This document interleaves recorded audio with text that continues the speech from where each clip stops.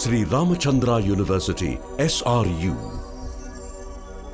a Harvard Medical International Associated institution, is at the leading edge of innovation in the fields of education, research, clinical service and tertiary Medicare, as envisioned by its founder-chancellor, the late NPV Ramasamy Udayar.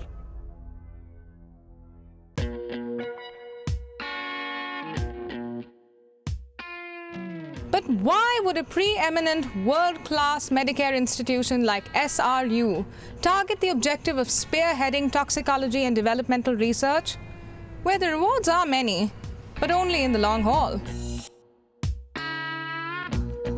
Is it in order to integrate backward with basic research so as to slingshot forward the university's advanced education and training modules? Is SRU in the run-up to developing the bench-to-bedside concept that's fast catching on in all top-notch Medicare institutions all over the world? Or is it to quench the thirst for higher knowledge amongst the brilliant community of students and faculty in their quest for postdoctoral fellowships? Or does the university want to throw open the floodgates of its empirical knowledge in order to benefit Indian and global pharmaceutical majors with its consultancy services? Or again, is it to join hands with blue-chip majors in India and abroad to create a benchmark for itself in basic and applied research in order to accelerate India's emergence as a preeminent Medicare destination in South Asia? In fact, at SRU, it's all of this and more.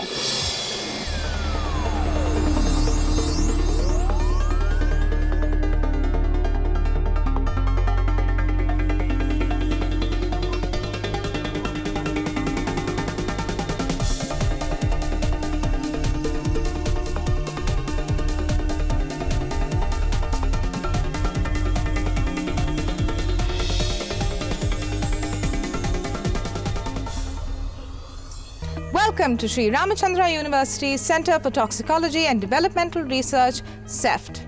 18,000 square feet of pure science, so to speak. A world-class animal biosafety level 2 laboratory workspace spread over, well, 2 squeaky clean floors. CEFT's central capabilities lie in carrying out in vivo and in vitro toxicology and pharmacology studies. CEFT also leads studies in cell and molecular biology, giving magnitude and direction to basic, applied and translational research among the movers and shakers of the global research fraternity. That's the calling of CEFT's full-fledged facility that's manned by the finest of faculty.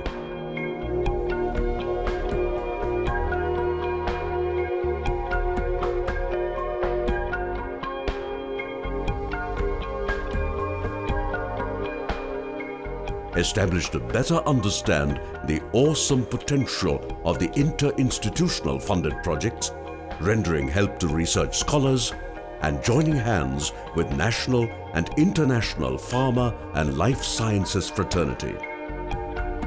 To be sure, CEFT's objective also lies in the validation of traditional Indian medicines, including herbal and those of tribals, which have been in use in India for more than 5,000 years, but ironically not given enough clinical credence to. CEFT is established in compliance with the stringent CPCSEA, ICMR and GLP guidelines, with world-class facilities for holding, breeding, quarantine and experimentation, surgery theatres and preclinical investigative laboratories.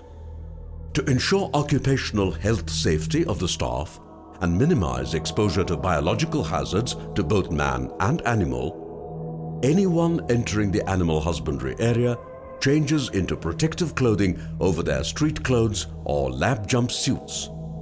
Per personnel entering or exiting the clean corridors, the animal rooms, and the various controlled environments here at the SEFT are all subjected to a good scrub down here in these high velocity showers where velocities can reach up to 20 to 22 meters per second. In addition, these are fitted with 0.3 micron HEPA filters, which to you are high efficiency particulate filters. These manage to minimize the entering particulate in the clean spaces, as well as at the same time sucking out the contaminated air, sending it back to the HEPA manifold where it's purified and then recycled again. Did you know that the SEFT has a dual corridor system? And right now I'm in the clean corridor. All rooms in the sterile area are water-resistant epoxy, temperature and humidity controlled, positive pressure and lighting regulated, fire protected and air exchanged with 15 complete air changes every hour. All of these parameters are of course continuously monitored and data logged 24/7. Purified water that is ultra filtered and UV treated is mandatory here.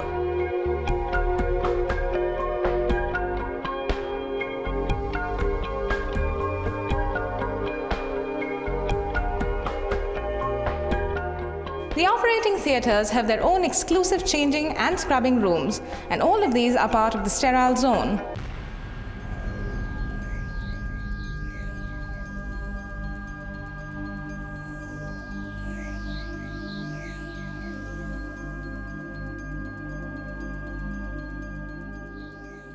Let us move on now to the experimental rooms.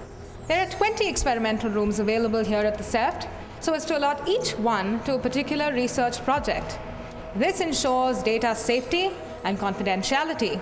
Entry to each of these rooms is restricted only to that particular research room.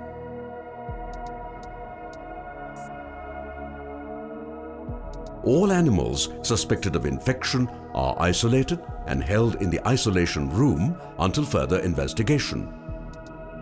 SEFT has a quarantine area. Animals in quarantine are maintained for 6 weeks before being certified healthy and shifted to their respective holding rooms from where they are dispersed for experimentation.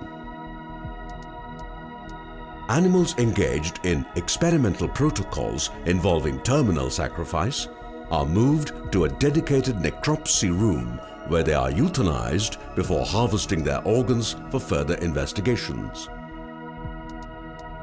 All soiled caging systems are collected and pooled at the washing zone, which is divided into pre-washing and washing areas where only biodegradable and non-toxic detergents are used. Paddy husk that is used as the bedding material is thoroughly de-dusted before autoclaving. The double-doored autoclave opens into a sterile room that's connected to a sterile corridor. Apart from cages and equipment, animal bedding and water bottles are also autoclaved here. All caging systems and bedding material are collected and stored here after autoclaving.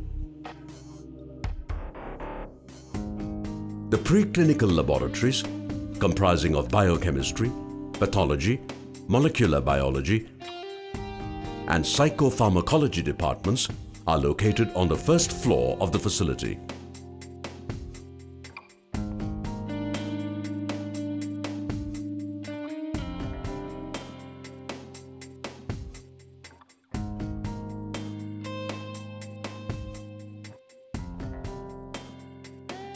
They are equipped to carry out cutting-edge biochemistry in vitro toxicology, molecular and cellular pharmacology, cognition and behavioral research. Integral to the SEFT's laboratory and animal husbandry facilities are the back offices. The administrative area also has an academic sessions hall, archives, research documentation room, and a server's room. Needless to say, they are all designed for efficient laboratory management, human comfort, and health protection.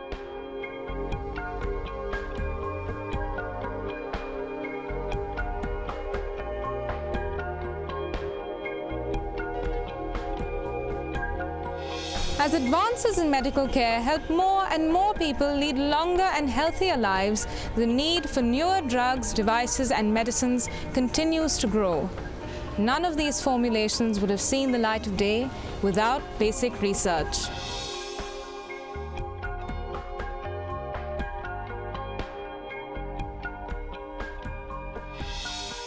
Indeed, research in the life sciences of the kind that SRU has been committed to continues to be a vital component in such new discoveries, their evaluations, and the regulatory processes that ultimately lead to the development of new products which help save and improve human lives throughout the world. So far, we've seen the bench side of this story. From here, we go to the bedside and then back to the bench side, packed with all the real-life empirical evidences and information, which help give us a better tomorrow with better Medicare.